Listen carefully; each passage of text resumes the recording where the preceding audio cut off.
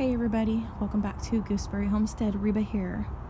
So I'm just out in the garden again. It's been about a week or so probably since our last video, and I'm just checking on everything out here again. I'm not coming out into the garden as much because it's kind of cold, plus we had I think rain since immediately after Christmas all the way up until the last day or so, which today would have been prime day to get down those Christmas ornaments outside with the decorations and such while everything's kind of dried off.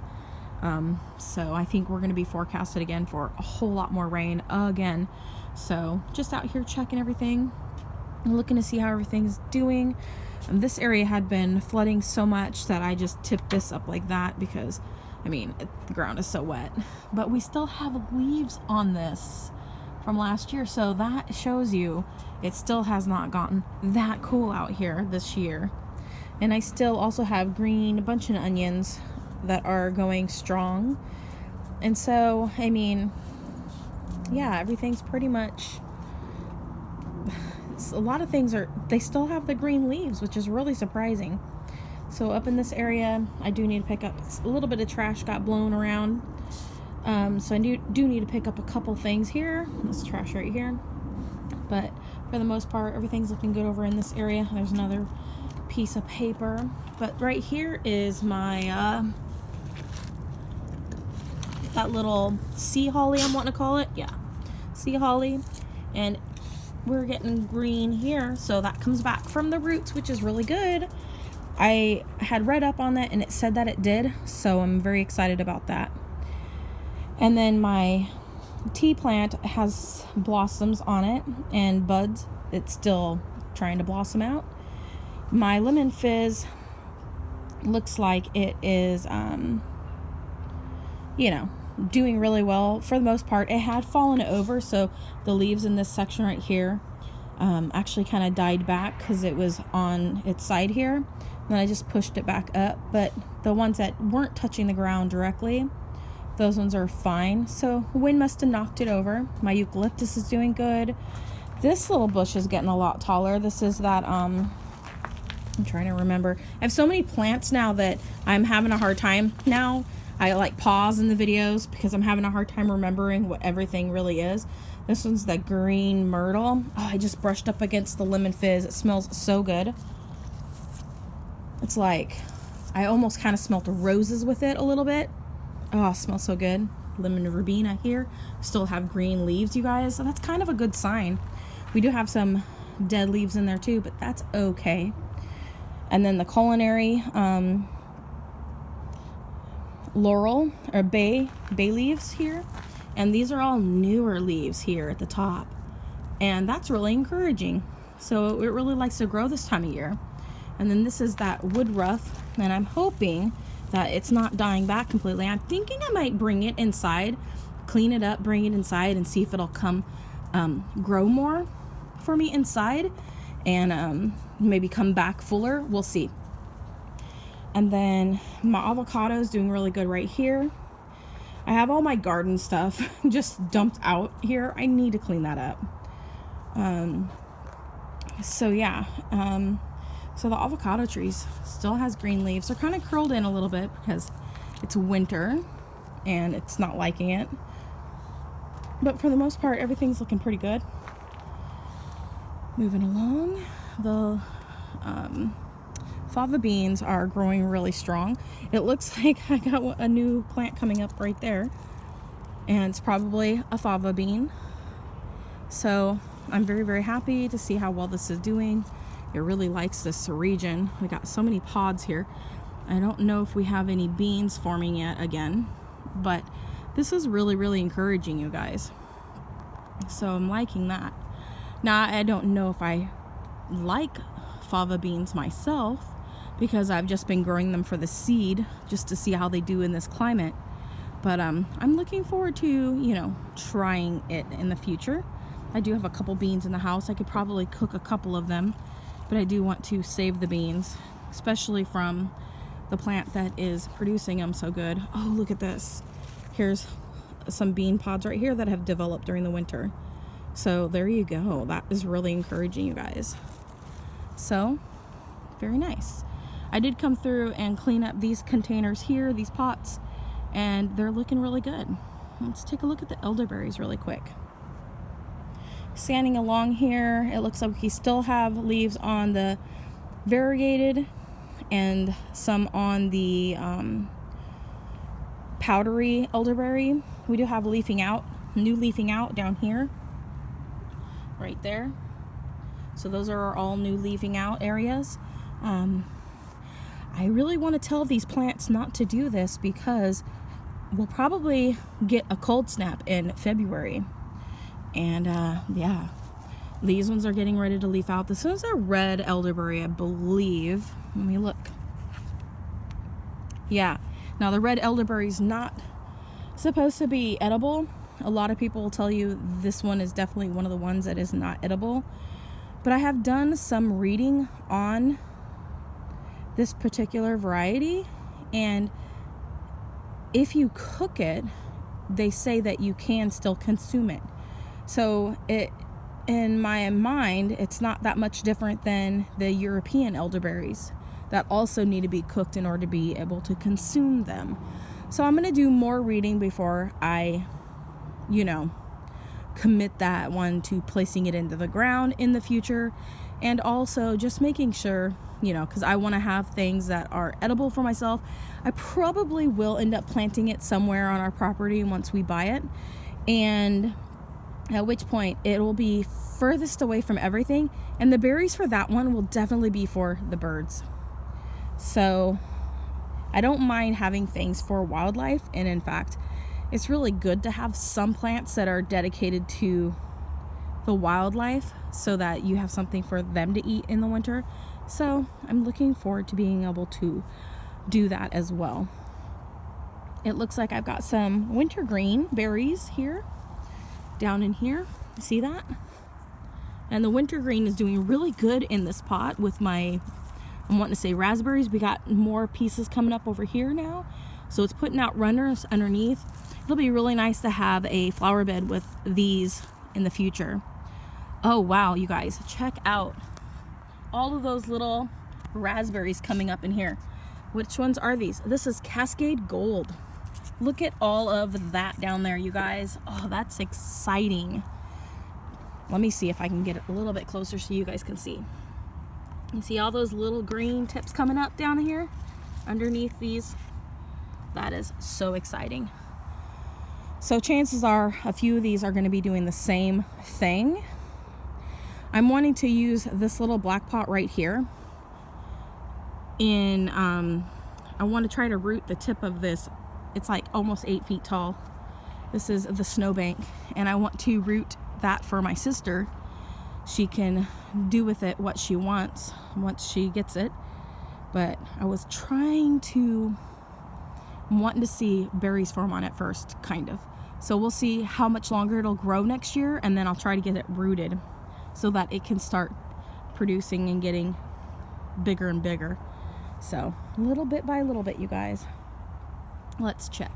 Here is a tiny fig tree that I planted into an old trunk on the ground here, and it's doing really good. Look at that. So we haven't really had any snow this year, so yeah, we'll see. We might get some snow. And then on this side I've got currants. This is the Crandall currant here, which is really, really good. Doesn't have the overly currant flavor, black currant flavor that most are used to. I really like it.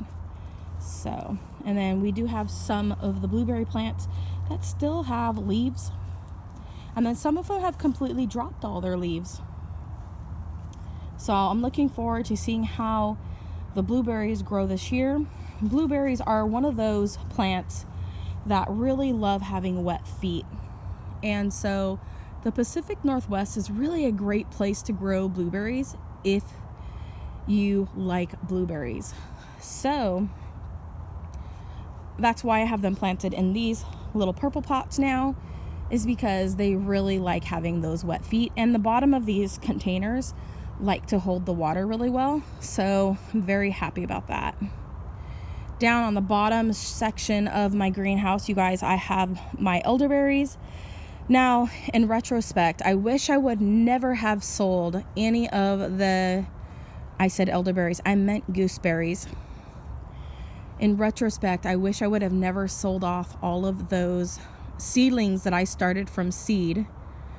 And I wish I would have waited for them to get older, because I have people contacting me who have purchased them from me, the seedlings, and they're a little bit upset because they're not making fruit yet. And it can take anywhere 3 to 5 years, you guys, before you start seeing fruit on a seedling variety. And so I feel kind of bad because people thought they were buying a plant that they were going to be getting fruit from, but I didn't exactly lie when I was selling them. I stated that they were seedlings, thus grown from a seed. And I was very upfront, very, very truthful in that fact. But it still goes to show you guys that people don't always, especially new gardeners, they don't always know everything. And I was kind of, I still consider myself kind of a newbie gardener myself. I'm still trying my hands at a lot of different things, but I've been gardening now for close to 12 or at least 10 years now, like more readily, more steady. And so I still kind of put myself in that category because I'm still learning. I'm never not learning when it comes to gardening, and I think I will always be that way. But when I sold off my gooseberries, I was about at year number 5, so still relatively kind of new to it all, you guys. And so yeah, I should have held on to them. One, because I was so new to gardening and growing things from seed that I didn't realize that each one of those gooseberries ultimately could become something completely different depending on the variables of when the seeds were basically forming inside of the gooseberry and what pollinated it. Could have been from other yards, which means I could have ended up with completely different varieties. Each one of those seeds could have been completely different from one another. And so I could have had like it was about 36, I'm wanting to say, different plants that I originally had, and I'm down to like 4. And so, or 3. And so, yeah, there is that issue. And so now I kind of regret it, but you live and you learn, and you move forward. So some people might be getting gooseberries off of those, while some of the other gooseberry plants might not be making anything. Last year I had 2 of them, I think, that were trying to form berries. They had flowers and stuff, but I didn't get any fruit off of the ones from the plant that I actually owned, that I collected seeds from. The other one came from a store-bought gooseberry, and I still have 2 of those varieties, which is the same case. You don't know what other gooseberry variety might have helped pollinate that berry that those seeds came from. So anyways, yeah, live and learn, you guys. Retrospect, I wish I would not have sold them, but yeah. All right, so these blueberries here, you guys, back to the blueberries. These ones are really budding up nicely now. I think this one is my pink lemonade here. Yep. And it's looking really good. And then I've got some little pink lemonade blueberry plants on either side down at the bottom as well. And those ones, I believe, came from Burpees. I'm thinking, I don't remember. No. Those ones came from Baker Creek. So they're still really small. This is I had gotten some other live plants from Baker Creek, and they are all really small, including the pepper plants. They're all still really small. They're alive, they're green, they're lush. That's good. But they're all so small, so I don't know if it is a issue of fertilization or climate shock, moving, or being raised in a certain area and then going to a new area. Because if you look down in this one right here, I had this bigger plant here I got at a nursery near me, and it's about 8 feet tall. This is the snowbank blackberry. And then I got these smaller ones at Baker Creek, and I had gotten 4. So I had bought 2 purchases, I think, that had 3 or 4 different raspberries in them. I can't remember exactly how many were in each pot. Sometimes when you get a plant, though, it'll have maybe an extra plant thrown in because some of them are smaller. But as you can see, the tallest one here is almost 12 inches, probably closer to 10. And I bought that. It was like they had all summer last summer to grow, and they didn't grow. And I had gotten them the summer before last. So this will be year number 3, or summer number 3 that I've had them, and they're all so small still. So I don't know what to say about that. I'm not dogging on Baker Creek by any means. I love their seeds. Their plants are healthy, as you could see. They're still going strong, and especially this year they're growing through the winter, which is excellent because they've actually gotten a little bit taller. They certainly were that tall at the end of last summer, and there actually was a lot of dieback last winter on them. So I'm very encouraged to see that. So hopefully our winter will remain on the warmer side. It seemed to be trending that way into the fall, and so yeah. So over on this side, I do have garlic planted in and around some of my stuff, and I did not get all the garlic planted out. I'm gonna try to figure out where I put it in my house. Hopefully I can find it. And then if I can, I'm gonna try to just plant out the rest of the little bulbs of garlic that I have, just to get them, planted. So while we're hanging out next to the greenhouse still, you guys probably noticed that it's considerably shorter. Luckily, my head comes to the top of this right now. I have it lowered a whole section because I was too cheap and I didn't want to buy a full thin greenhouse. So I got this cheaper $14 for this piece of plastic at Walmart, and I used the Gorilla tape, the waterproof Gorilla tape, to basically just go over on either side, and I just put it onto here. And there's actually ice. No, that's the ice. No, it's not. I thought there was ice on it. I was like, it felt like ice. It sounded like ice, but it's not. So that's what I did for the greenhouse. I just kind of draped it over, and it comes down almost halfway on either side. And so the bottom section doesn't have any on, but that's where I have all the gooseberries, and gooseberries really like cold weather. So those ones are completely doing great down there. In fact, some of them actually still have green. I did end up killing my rosemary. I will have to just get some more in the future. I think I might still have a little bit growing over in another section of the yard, but a lot of the times you can just, replace it. So I will be doing that in the future, but not right now. And then all of my figs that I rooted last year are doing really good in here. And speaking of figs, you guys, the next round of fig cuttings are getting ready to go into my little fig pops. And so over here in a mess, I have these, let's see here, I've got some recycling right here that has been blown over. But right here are those little Santa buckets from the Dollar Tree.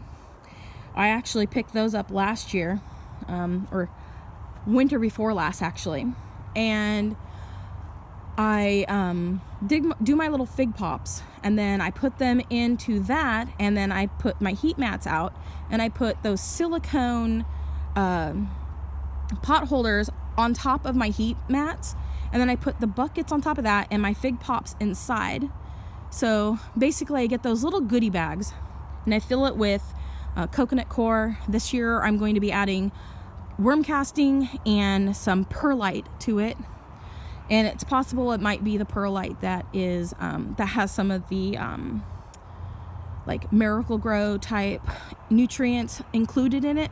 I'm not sure, but it might be that one, because I think it might be a Miracle Grow perlite mix. So I'm going to be mixing all of the coconut coir and all of that together, you guys, and then to create my soil, because the gnats get into that less. So I won't have to battle with the gnats as much. And that's about the perfect amount of time with them being in those little fig pops. And I put the dirt and soil that's moistened, pre-moistened with warm water, into these little goodie bags. And I just got the Wilton ones that are kind of shaped like a vase, kind of, at Walmart.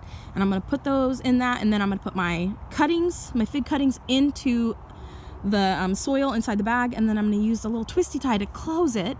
And then I'm going to use a pin to poke little tiny holes around, just so that air can get in, and I don't have to open the bags all the time to keep mold from forming around the fig cuttings as they grow a root system. And I put those little fig pops, that's what I'm calling a fig pop, in case you didn't know, and I put those into those little buckets. And the insulation from the silicone pot holders keeps the grow mats, or the heating mats, from making the buckets too hot or the cuttings too hot. So it's a really great insulator, and then I don't have a problem with my cuttings getting overheated. So a lot of people experience that when they are trying to get their cuttings to root. So that is the method I have used. A lot of people have come up with different methods for starting the figs and all of that. That's something I have found works great for myself.